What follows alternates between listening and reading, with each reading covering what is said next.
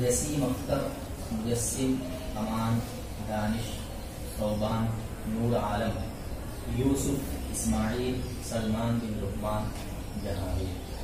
जसीम अख्तर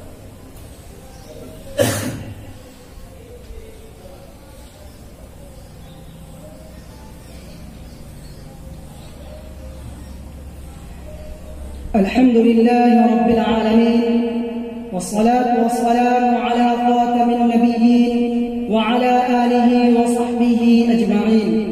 أما بعد، فأعوذ بالله من الشيطان الرجيم. بسم الله الرحمن الرحيم. إنما المؤمنون إخوة فأصلحوا بين أخويكم واتقوا الله لعلكم ترحمون. صدق الله العظيم. أيها الإخوة البررة، يجب على المسلم لأخيه المسلم أن يحب له خير الدنيا والآخرة.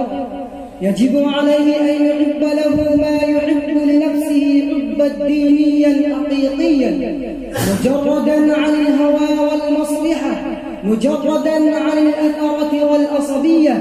إن محبة المسلم لأخيه المسلم من لوازم الموالاة، كما هي باب من أبواب الخير في الآخرة.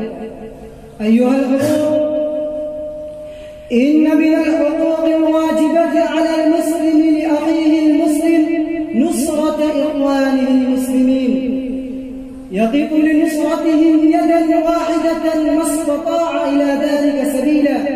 ومن أكبر الحقوق الواجبة على المسلم هو حق النبي صلى الله عليه وسلم، وهو قاعد الإنسانية ورحمة للعالمين.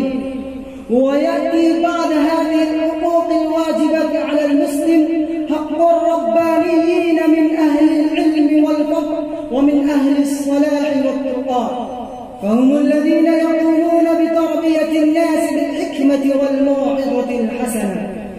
أيها الإخوة، قال النبي صلى الله عليه وسلم: لا يؤمن أحدكم حتى يحب لأخيه ما يحب لنفسه. أكتفي بهذه الكلمات، والسلام عليكم ورحمة الله وبركاته.